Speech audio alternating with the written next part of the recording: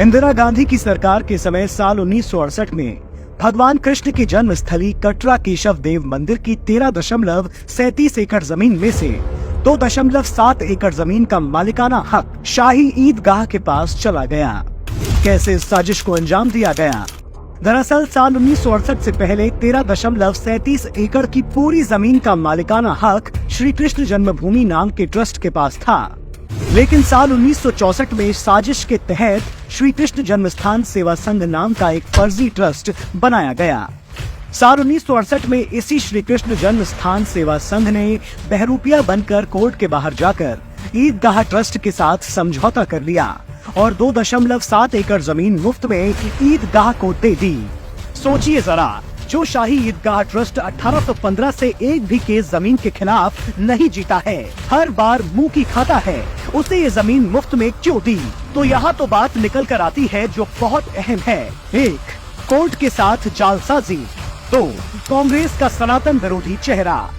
Court के साथ जालसाजी कैसे किया? दरअसल साल 1968 में जो समझौता किया गया, जिसके बारे में ओवैसी जैसे नेता बार बार बोलते रहते हैं, वो एग्रीमेंट ही फर्जी है। उसका केस चल रहा है अभी कोर्ट में। दरअसल हुआ ये कि समझौते में ये लिखा गया कि Shri Krishna Janmasthan Seva Sangh, also known as Shri Krishna Janmabhoomi trust, जबकि ये दोनों संस्थाएं अलग अलग हैं। जब ये संस्था ही अलग है, उसके पास जमीन का मालिकाना हक ही नहीं है। ये जमीन तो श्री कृष्ण जन्मभूमि ट्रस्ट की है, तो सेवा संघ ने कैसे समझौता कर लिया?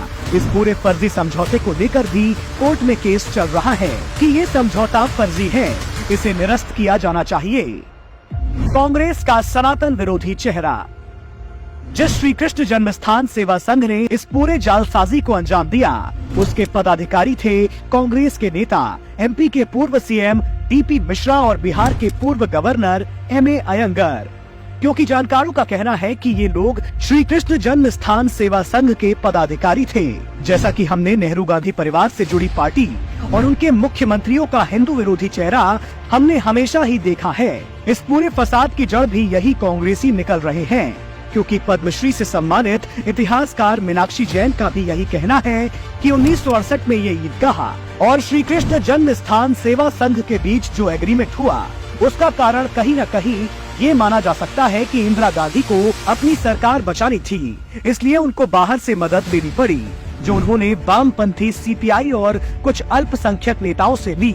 शायद उसी सहयोग के बदले इस पूरे षड्यंत्र को अंजाम दिया गया।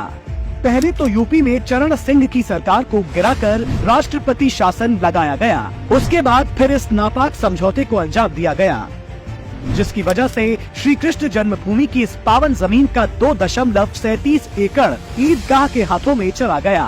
सोचिए, ये वो जमीन है जिस पर हिंदुओं के आराध्य भगवान श्री कृष्ण का जन्म हुआ है। ये 80 करोड़ से ज्यादा हिंदुओं के लिए कितना अहम है, ये आप समझ सकते हैं। असल में आज सनातन धर्म को खुलेआम खत्म करने की बात इंडी वालों को इसलिए करनी पड़ रही है क्योंकि इनके हाथों में सत्ता नहीं है। नहीं तो सत्ता में रहते इन्होंने ऐसा कोई काम नहीं किया है जो इन्होंने सनातन धर्म को मिटाने के लिए ना किया हो। जन्म स्थान की जमीन दे देने से लेकर राम को काल्पनिक बताने तक, पूजा स्थल कानून बनाने से लेकर धर्म की पढ़ाई से वंचित रखने तक, हर उस काम को अंजाम दिया जिससे सनातन को मिटाया जा सकता था।